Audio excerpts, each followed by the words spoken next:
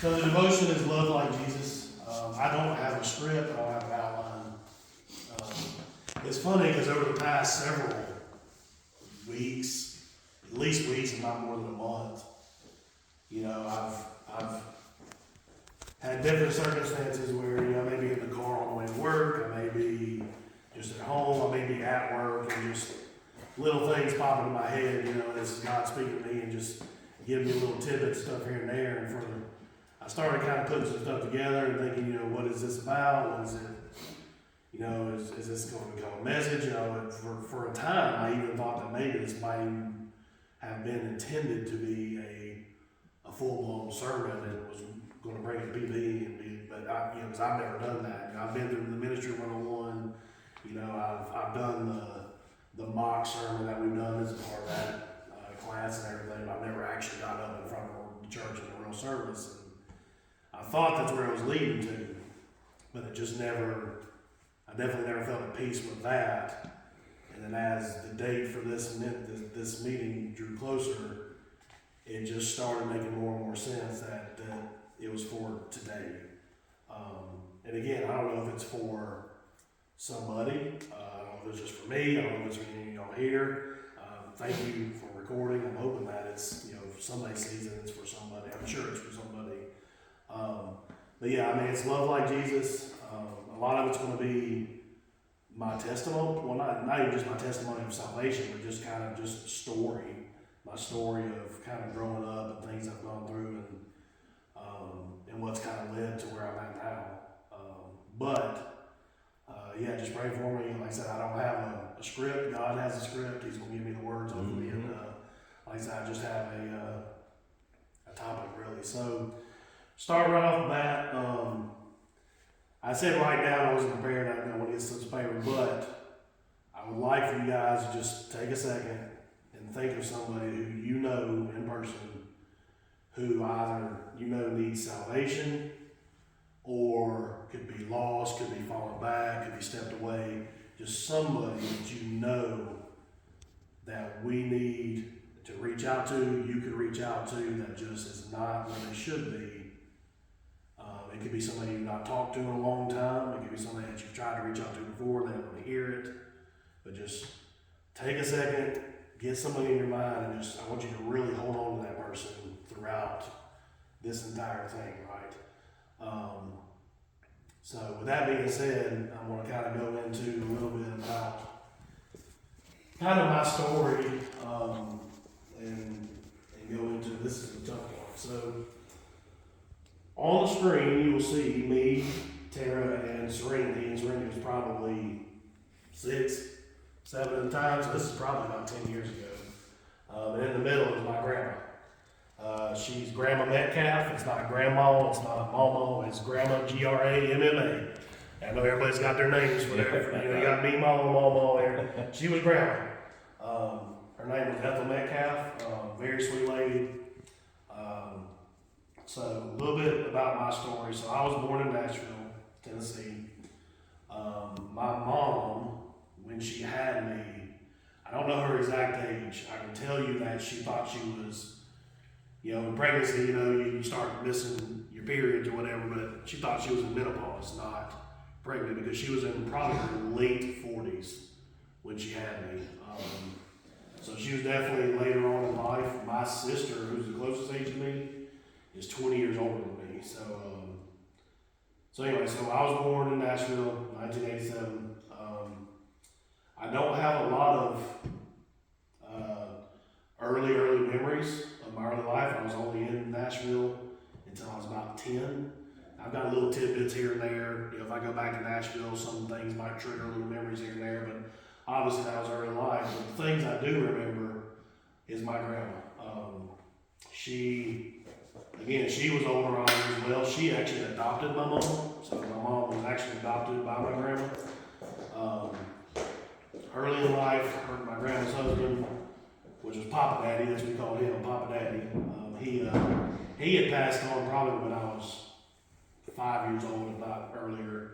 He had passed on pretty early, but she kept on going. And I spent time with her. She was in a kind of assisted but independent living. Like it was it was assisted living, but it was an apartment. It was like an apartment building. She had her own apartment.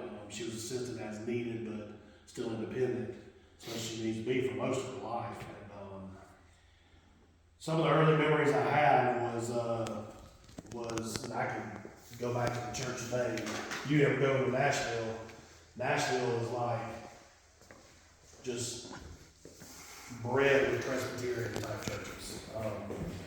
If you go down the street here, about every corner you see a Baptist church, and you may see a Methodist or something else here and there, but down here in Georgia, about every corner you see a Baptist church. When you go into downtown Nashville or in the Nashville metropolitan area, it's like that with Presbyterian churches. They're just, some of them are old, in the early 1900s. They have, the huge organs, pipe organs that are in the walls and everything. It's just really cool.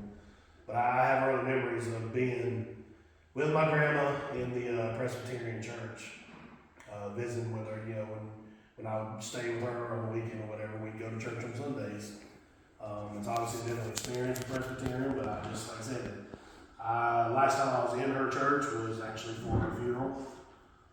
And even then, like I walked into church, like memories of my early childhood, being 5 years old, would come rushing back. So I moved to Georgia right around age 10, 11 or so. My mom passed when I was 10. She had, I don't know if it was lung cancer. She had something going on with her lungs. She was a heavy smoker. She actually, believe it or not, smoked like a pack a day all the way up until she found out she was pregnant with me, and she was like 5 months pregnant. So at the time, she didn't even know she was pregnant. So heavy smoker. She died when I was 10. I had really no one else in Nashville. I had very little family. I had my grandma. She was in her 80s. Obviously, she can't take on she's an assistant living. She can't take on a 10-year-old kid, right? I had my aunt, but she was definitely not in a position. So my aunt Linda was my brother's wife. My brother, when I was growing up in Nashville, had gotten into some issues and is in prison. So he was in prison. So now she's a single mom, raising 2 kids she can't take on. So long story short, my sister, Lynn, who's 20 years older than me, she very graciously, she was living down here in Georgia, freshly married to a guy she met down here in Fayetteville. And she took me in and essentially raised me from 10 years old until I moved out of the house, right? During that time, I was raised in church during that time. I'd never really been in church other than with my grandma from up to age 10, but from 10 all the way up until I moved out of the house, we were in church 3 times a week. We went to Tri-County Baptist right there off of 16. I would say probably around when I was in 10th grade, I think we moved from Tri-County Baptist to Unity up there in Newton. Spent a couple of years there, but there was a time where I was definitely like just as a teenager, just loving the youth, just going on mission trips, going on summer trips, just really felt on fire for God. And then, of course, then I turned old enough to get out of the house, and I have to be on my own, so I move out, and now I've got to be disciplined to get up and wake up to the Lord and go to church, which, long story short, that didn't happen. So for several years, I think it was about 13 years, from my time I was 18, moved out, I didn't go to church. So I met Tara when I was 18. We were senior year of high school, where I met her. She was a heathen. Still is.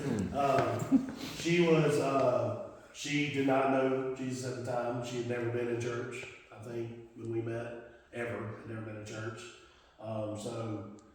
She wasn't a heathen on purpose. That was before Christ, right? So, but with that being said, this is in no way saying that it's her fault, but I allowed myself at the time to just slowly fade away because I cared more about being with Tara. I cared more about the sex. I care more about just all of that, just worldly stuff that was a pleasure at the time than being in church. And so years go by, we're living together, we have serenity. And I bet you, from the time I moved to Georgia, my grandma would call me on the phone once every few weeks.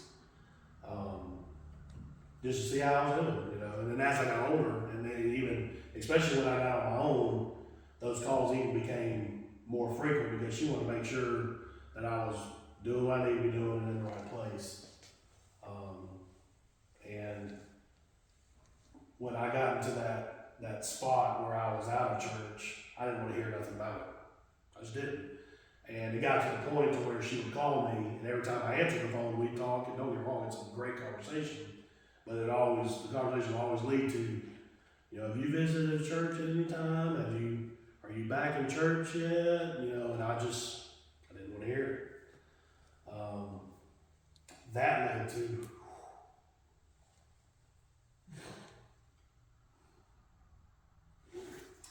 I told y'all. It's all right. That led to me starting to just watch the phone ring. She would call me, and I would just watch phone ring because I just did not want to. I didn't want to hear about church. I didn't want to hear about am I visiting church. And to be honest, I didn't want to answer her. She loved me more than anything. She was the most godly woman I've ever known to this day. She loved Jesus. She did her own personal devotions every day. She loved Jesus, and I just did not want to hear it. And so I ignored a lot of calls. I really did. I have a lot of voicemails that I, thankfully to this day, saved. I went in. At one point they were just in there. I just never deleted them, and then they got to the point where you can go in and actually save them. So then after she passed, I obviously saved them because that's almost all I got left of her, right? So that was tough, right? After she passed, I've got these saved voicemails, and I'm still not in church. I don't think at the time we weren't. When she passed, do you remember? I don't think we were when she passed. Because that was in 2016 or 17. We started coming here in 2019. So yeah, even when she passed, still not in church. Fast forward a couple more years after she passed, it's kind of what led us here to Rehoboth. So I've told the story a few times. I don't know if everybody in here knows, but we had a situation with Serenity that was a situation that, as a parent, I had no clue how to handle. It was something that, and I thought I could handle anything as a parent. At the end of the day, I thought I could just whoop her and then the other thing. This was not a whooper scenario, so the only thing that I fell back on then was, well, if I don't know how to fix it, and I don't know anybody that knows how to fix it, we gotta go visit church. Maybe church can fix it. Well, again, fast forward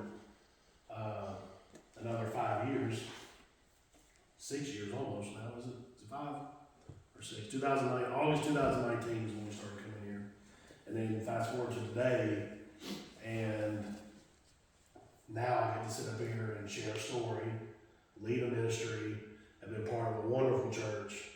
I've done sound for this church, I've done ministry for this church, and to be able to be where I'm at today,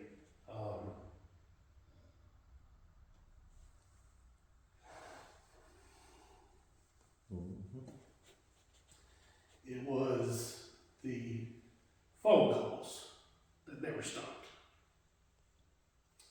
It was my grandma loved me so much and loved me like Jesus would love me, to the point to where every time she called me, whether I answered the phone or not, she would leave me a voicemail and tell me she loved me, tell me she's thinking about me, tell me she wants the best for me and my family. And I look back, and she doesn't look like Jesus. So at the beginning of this, I can ask you guys to think about somebody that needs Jesus. And what I want to ask is, when you think of that person, I don't expect anybody to be Jesus, and I don't even expect anybody to be like my grandma, but do you have the love and the passion to reach that person like my grandma did for me? I would encourage you to think about it, and I have to do the same thing. I'll use my sister as an example. My sister, like I said, when I moved in with her at age 10, her and her husband kept me in church. Well, now she's out of church. I don't think, I haven't talked to her in a year, but last time I talked to her, she hadn't been in church in several years. And so I think of her, I think of my niece, my two nieces, I think of what family I have here that I've not talked to, I'm not even called in a year.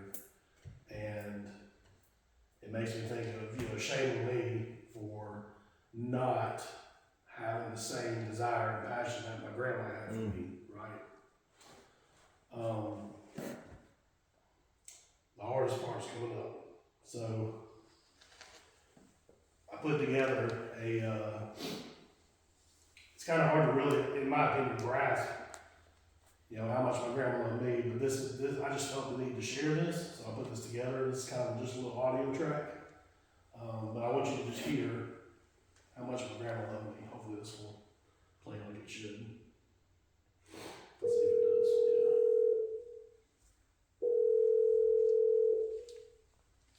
yeah. Hello, this is Colby. I'm either away from my phone or on another call. Please leave a message and a return phone number and I'll get back with you. Hello, Colby. It's Grandma.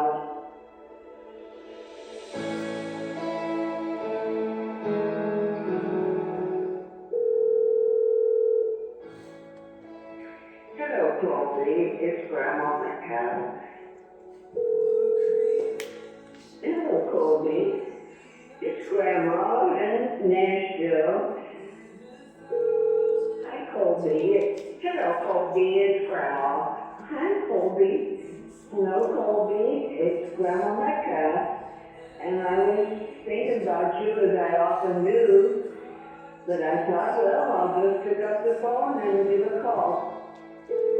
Well, Colby, I'm trying to get in touch with you just because I feel like I haven't talked to you for a long time as Grandma, as you might guess.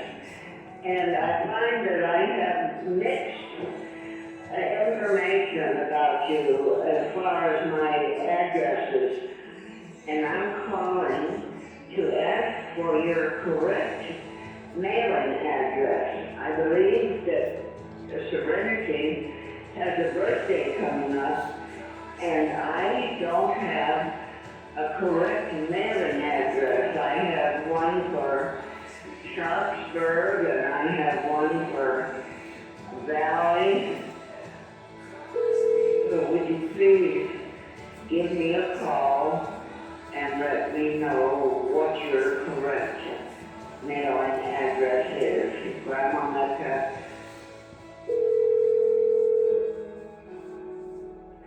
Hello, Colby.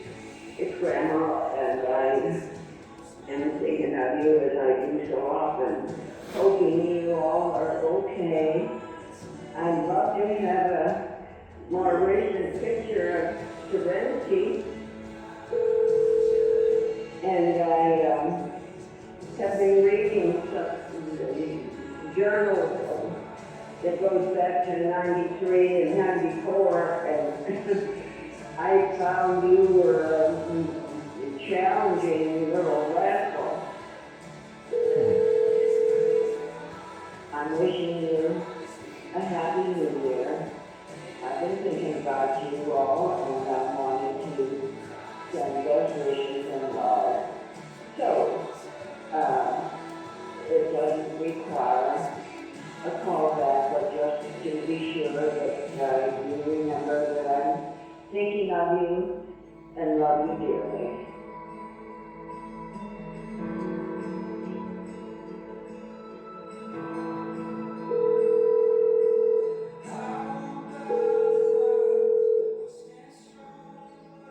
Hello, Colby. It's Grandma.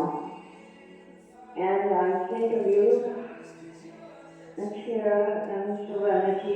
often, but I don't get in touch with you, and I'm just aware that Serenity has had a birthday, and I didn't get any greeting to her, and I'm not even sure what birthday it is. Is she 10? Or is she older? I have her picture that I look at every day because it's a bookmark picture that I use in my devotional book. So every day when I read my devotional, I see her picture. I think of you all, and I love you all, and I hope things are going well for you. I do love you, and I hope you're having a good week, and will be in good health and be happy, and I sure love you. Grandma,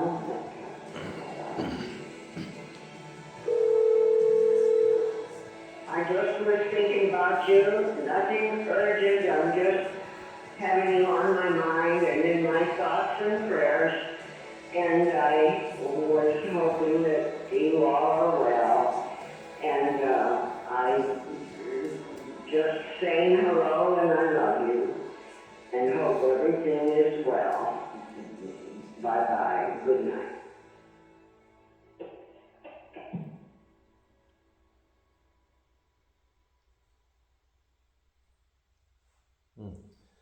My grandma loved like Jesus.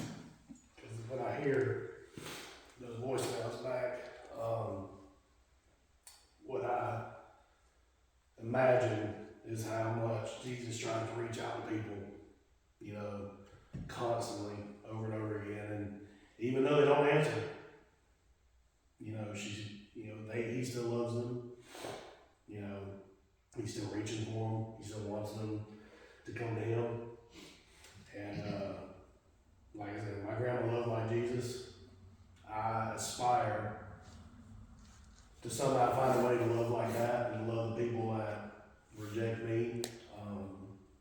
And you know, when we go out in this ministry, imagine about finding a way to love a complete stranger like that. That's what Jesus does, right? So again, if you got that person in mind, I just encourage you, you know, think about them and love them the same way that my grandma loved me and sought me and tried to keep me in church, because she is a huge reason, if not the reason, why we are sitting here today, you know, having this ministry. So, yeah, that's it. Thank you, Kobe. That was good, buddy. Yeah. That was a good one. Yep. That was a good one. Appreciate it, man.